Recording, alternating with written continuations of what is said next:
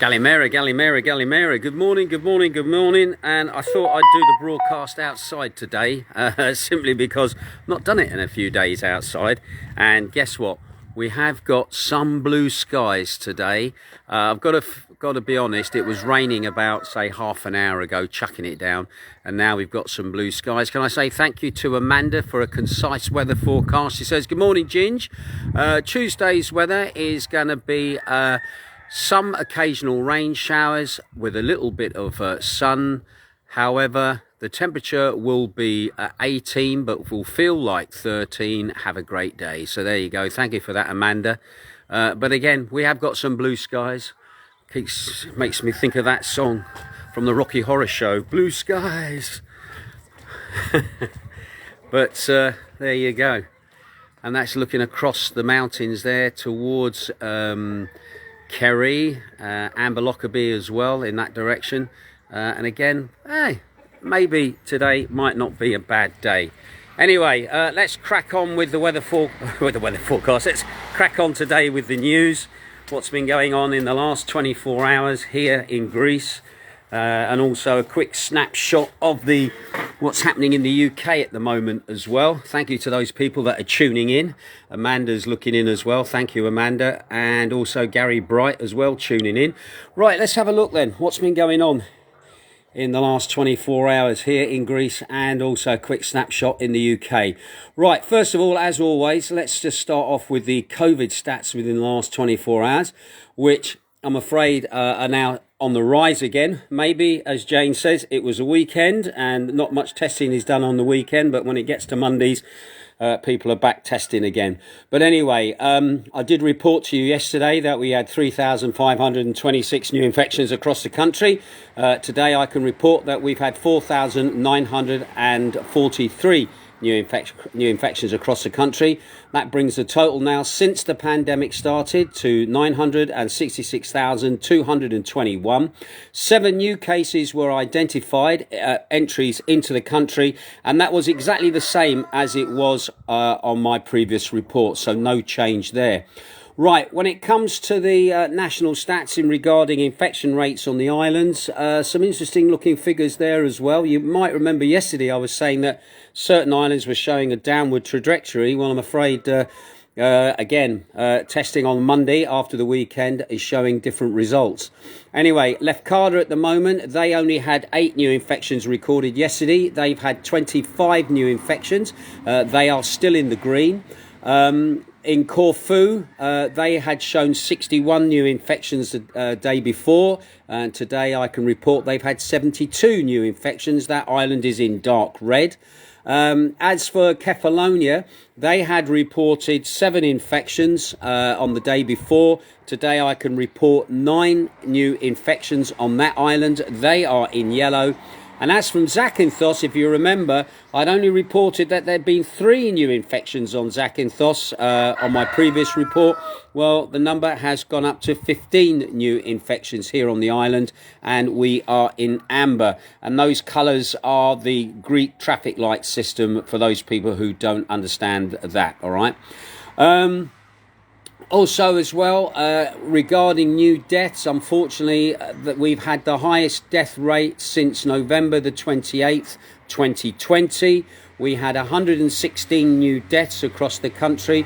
That was up from the 79 on the previous day. And the day before that, we'd had 88. So we've had 116 new deaths within the last 24 hours here in Greece. That brings the total now up to 18,716 since the pandemic started. 95.3% of them had underlying diseases or were over the age of 70. As whether any of them are related to Omicron, none of them so far have been related to Omicron, so no deaths actually due through to that variant. When it comes to hospitalizations at the moment, hospitalizations are also on the increase, but not by much, I've got to be honest. Yesterday I reported 713 cases in various ICUs around the country. Well, that has risen up to 714, so only 1 new case in ICUs around Greece. Of that 714, 434 are male, 280 are female. The average age of those people, 64 years of age. Now, it seems 79% of them had underlying health conditions. That number has dropped just slightly, or are over the age of 70. Now, regarding those critical patients, 571, that's 79.9%, are unvaccinated or partially vaccinated, and 143 of them are fully vaccinated, which is approximately 20.3%. So there you go. That's the scores on the doors for today. In the UK at the moment, a quick snapshot of UK news at the moment in regards COVID. Theresa May said ministers could not respond to the new COVID variants by stopping and starting sectors. Basically, the real world data suggests a highly evolved variant is 3.5 times more likely to infect people than Delta. This is the new Omicron variant. Also, the British experts expect it to be dominant shortly after New Year and put a significant pressure on the health service. Also, Boris Johnson yesterday refused to rule out tougher curbs over the festive period, merely insisting that Christmas will be better than last year. He is due to review the current measures in 2 weeks' time. And officially at the moment in the UK, there is only 336 official Omicron cases confirmed in the UK. So that is the numbers there. Coming to the Greek news then, it seems that we have 2 more confirmed cases of the Omicron variant here in Greece. Now, both cases involve people who recently travelled to South Africa. They are unrelated to the first case of the man who had contracted it in Hania in Crete. Health authorities in Greece are tracking their contacts in a bid to contain the transmission. So at the moment, there has been 3 confirmed cases here in Greece of the Omicron variant. That is all. 3 confirmed cases. Anyway, another disturbing story that came across me yesterday was the online before we get to that one, the online vaccination platform for children aged 5 to 11 years old, that has now opened.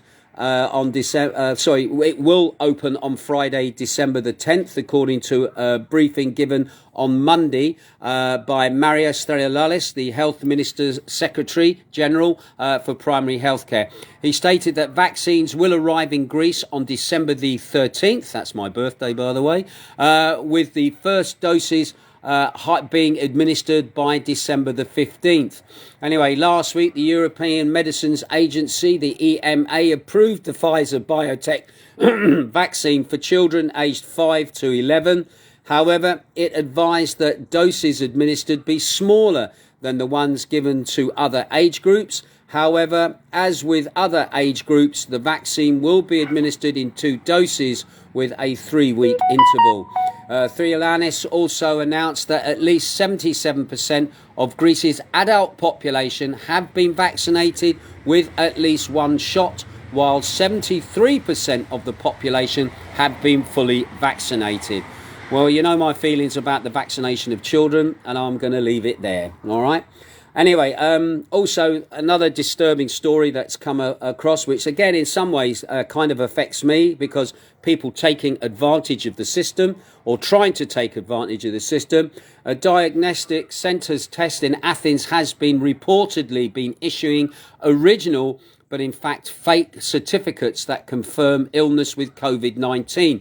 Although those who obtained the documents never underwent a molecular PCR test or any other relevant test of the COVID illness, the COVID illness certificates are not bogus, and the data of the holder are being also registered at the official healthcare system. Now, the procedure for the healthy COVID infected who want to avoid vaccination yet to have access to all facilities and activities reserved for vaccinated citizens only costs about €200. Now, the COVID illness scam was revealed by Live News magazine on Mega TV on Monday, and it had followed a lead and set up a case of interest. Anyway, the original but fake certificates bear all the essential seals and all the signatures by 2 doctors of a diagnostic centre in Athens. An unvaccinated woman came into contact with a middleman and showed interest in obtaining such a fake certificate. All she had to do was to hand over to the scammers €200, a basic personal data like name, surname, social security number, and also an email. In a week, she received a certificate confirming she was sick with COVID-19 after a PCR test. The woman had never to visit a centre nor any staff at the centre to her home to carry out the test. The woman could check that she was registered in the official data bank of the National Healthcare System of EODI as infected with the virus. Now, the centre reportedly advised her to keep a 10-day quarantine to avoid times in cases of violation as stipulated by the COVID-19 rules in Greece. Anyway, an hour after the report on Mega TV, the Health Ministry launched an investigation on the issue and announced it freezes cooperation with diagnostic centres until further notice or until the probe is concluded. Without naming it, Mega TV said that the health centre is well known, adding that it was not known yet whether one or more of the employees were involved in the scam that sets human lives in danger. To be honest, I knew something like this would happen. I just had a feeling of this. I'm one of those people who caught COVID, got over it, still do not want the vaccination, and I really do prize my vaccination certificate because it gives me access into going into areas. These people who try and circumvent the system, all they're going to do is put people like myself in another situation where they may end up cancelling our vaccine illness certificates and therefore pushing us towards having a vaccine that we don't want. So again, I hope they get to the bottom of this. I hope this is not a common practice in Greece, although I raise an eyebrow thinking maybe this is just the tip of an iceberg. But again, I have said this all along. I am not anti-vaccination. I am pro-choice. And these people are undermining the pro-choice of myself because the government could use this as an excuse to basically cancel the COVID-19 certificate after you've been ill with COVID-19, got well, and still do not want to be vaccinated. So again, I will keep an eye on this story and I'll see where it will lead.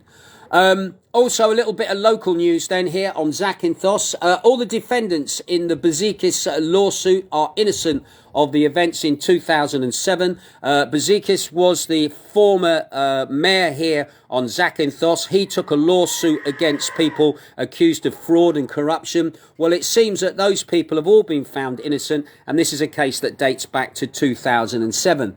Anyway, the decision is one of the most important trials that emerged from lawsuits. From the famous case of the attempted arson in the City Hall. That was when they tried to burn the records by setting fire, or they got 2 people to go in and try and firebomb the City Hall. Fortunately, those people were caught in the process of doing the job. However, certain records were damaged and were lost. Anyway, this verdict was issued a few days ago by the Council of Misdemeanor of Zakynthos. Specifically, the court acquitted all the defendants who emerged after a lawsuit filed in 2011 by the former mayor, Stelios Boziki, against the late mayor, Konstantinos Skaropoulos, the treasurer of the municipality, the former regional governor, Skoris Volodis, and four executives from the act of infidelity and detriment to the public. The prosecutor's proposal, which was accepted by the city for the council criminal procedure, states that there was insignificant evidence to refer the accused, and for this reason it was proposed and accepted not to prosecute the 6 defendants in total by the former mayor, including the treasurer, the municipality in the period who was the treasurer of the municipality in the period of 2006 and 2007, the regional governor of the period as well from 2006 to 2007, and also 4 bank executives from the Piraeus Bank. And just to put a quick background into it, this all delves into the loan that was acquired for the municipality at that time under that, not Boziki, but the mayor before, Tarapolis, who's now passed away, the ongoing court case with that. There is still an ongoing court case with that, so I'm not going to get into anything there because there is still legal proceedings going on with another aspect to that case. And trust me, it was a windy, windy road of a court case of corruption, and it looks like now I think they're just tidying up the books basically to move forward on, while some people may have got away with it, but I'm not going to speculate on that. Anyway, also as well, another little local story. You remember yesterday I told you about the secret operation to deliver wind turbines. I got the impression from the actual article that was published initially, which was literally a hot off the press article, that there was only one wind turbine being delivered to the island. Now, it says yesterday in a follow-up report, and it's a little bit wordy, so I'll just quickly go with it, and it's a little bit Greek in its wording. They have long written about the installation of wind turbines on the peaks of Varakoni. This is an investment plan of the company Westwind, which received approval about a year ago. Now, on Saturday night, a convoy of large vehicles and trucks arrived by boat on the island, loaded with the project equipment, accompanied by police vehicles, and headed northwest on the island. Anyway, yesterday morning, the first photos from the mountains appeared on social media, whose teams of technicians were working on the installation of wind turbines. Obviously, there are objections. Anyway, but we must not forget that wind turbines emerged as mechanisms of a mild form of energy against the global greenhouse effect, with tremendous climate change caused by the widespread use of traditional forms of energy such as lignite or coal. Anyway, the great dilemma and meteoric, many questions, but technology is advancing on our island with a tradition and tourism. It would be good to avoid them, but also how many other evils should have been avoided in Zakynthos before we also avoid the wind turbines. So a bit of a mixed reaction about the arrival of the wind turbines. Just to put that into context, Kefalonia said they didn't want them, Corfu said they didn't want them, but Zakynthos said, hey, we'll have them. And obviously they have been put up on private land. They are not on public land. So technically the municipality has nothing against them at the moment. And again, I haven't seen them myself, so I don't know how much of an eyesore they are, or whether people do look at them as an eyesore, or whether it's an excuse for people to complain just about them. But at the end of the day, I think the verdict is out. We'll see if they have any impact on our energy consumption here on Zakynthos. We'll also see if they have any impact on our electric bills here on Zakynthos at the moment. You might remember Greece is having the same problems as the UK is having, where private energy companies have gone to the wall and people have been put into the realms of other energy companies, basically back to the state, where they found their electric bills going up by at least 30 to 40% to what they've been used to paying. So again, another little story to keep an eye on. Anyway, and finally, not a sort of an interesting story that was hot off the press this morning. Greek Prime Minister Mitsotakis is expected to discuss the whole range of issues affecting Greece and Russia in his meeting on Wednesday with the Russian President Vladimir Putin at the Black Sea resort of Sochi. Anyway, the two men have met before in May 2016 in Athens, where Mitsotakis was the newly elected leader of the New Democracy Party, which is like the Conservative Party here in Greece. At the time, he was not yet then Prime Minister. At the same time, at the time when the crisis in the Ukraine threatened to further deteriorate, Russia's relations with the West. There is some risk in the meeting, but Athens officials said it will exclusively focus on bilateral relations, while remarking that Greece is a member of the European Union and NATO, which form the basis of its foreign policy. It supports and respects the decisions of these organisations. Anyway, the same government sources also pointed out to the long-standing relations between Greece and Russia and the latest steadfast support for the international law of the sea, including Greece's right to extend its territorial waters and also its positive stance on the Cyprus issue. Anyway, a day before the meeting with Putin, Mitsotakis will also make a 5-hour visit to Israel to take part in tripartite meeting with host Cyprus. The three countries are expected to release a statement regarding recent developments in the Eastern Mediterranean. You might remember at the moment, Greece and Turkey have been at loggerheads over oil discoveries in the Eastern Mediterranean, which is being drilled out by the Russians at the moment. So that's the reason for the tensions that have been going in the Eastern Mediterranean. Also, as well, remember that Greece extended its territorial waters to 12 miles from outside of its areas, which again runs very close into Turkish territorial areas. So again, that was a reason for a lot of tension. Plus also as well, Turkey had been buying weapons from Russia. Again, new surface-to-air missile systems were bought by the Turkish. They were being switched on to Harris Hellenic Air Force fighter jets. That was also raising tension, especially in the location of the Aegean, where Turkey and Greece are very close in territorials to each other. So there'd been a lot of saber rattling being going on. And also as well, it was upping the ante as to whether, again, Turkey could be relied upon as a trusted NATO ally in the same way that we relied on Turkey during the Cold War. They were the buffer zone between Russia and the Mediterranean, and that relationship was being put into question as well. So again, there should be some very interesting talks coming out, or details coming out from these talks when they happen.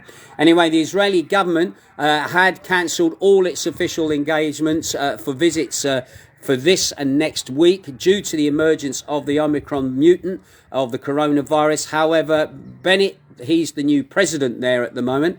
Natalia Bennett, he's the new prime minister.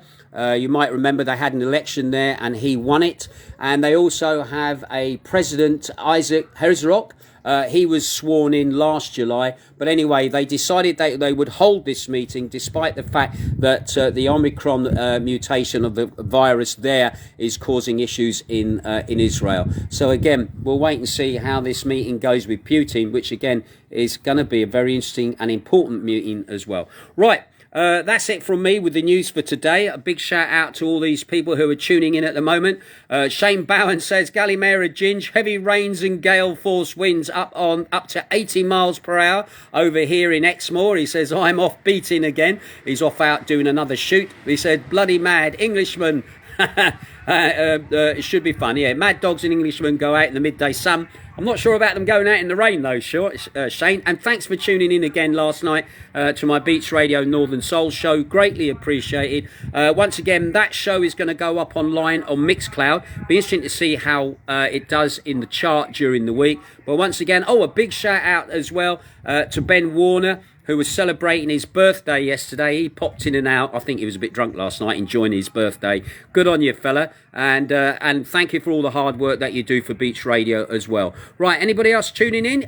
Sally down in Kalamaki is also tuning in. Nice to have you tuning in. Sally's one of the volunteers on our feeding rota, and I know she's probably be out today running around feeding the strays as well. Andy Johnson is also watching as well. Jane Courtney is watching. Dave Matthews is watching as well. He says, good morning, Ginge. Paul Fleming is watching as well. Johnny Hayes. Hey, Johnny. Johnny Hayes, Raffredge buddy, tuning in as well. And Derek and Bridget Cole in Cyprus are also tuning in as well. You've got our Prime Minister coming to visit during the week, only for 5 hours. So see how he gets on over there. Aaron Vardy is also tuning in as well. Nice to have you tuning in, ex-Raffreg buddy. Chick Ballantyne, another Raffreg buddy, is tuning in. Also Sheila down in Kalamaki is tuning in as well. Just a quick one, coffee morning. We do a little coffee, or I personally don't do it, but it's organised by the Feeding Rota. We do a coffee morning. Now, for the last few weeks, it's been at Dan's, okay, down in Kalamaki, in Fergus Sings the Blues, that little bar down there. It's now reverting back to its old location, Costa Coffee with a K, not a C, Costa Coffee with a K, all right, to that location. They've done a refurbishment, and the coffee morning will be in there starting around about 11 o'clock-ish. And if you've got any raffle prizes or anything for Christmas bazaars or anything for that, bring it along with you as well. Right, let's have a look. Anybody else tuning in? No, I think that's it. That's it from me. You have a great day. Enjoy yourself. I'll keep my ear to the ground and we'll see what happens. Ta-ra. Catch you later.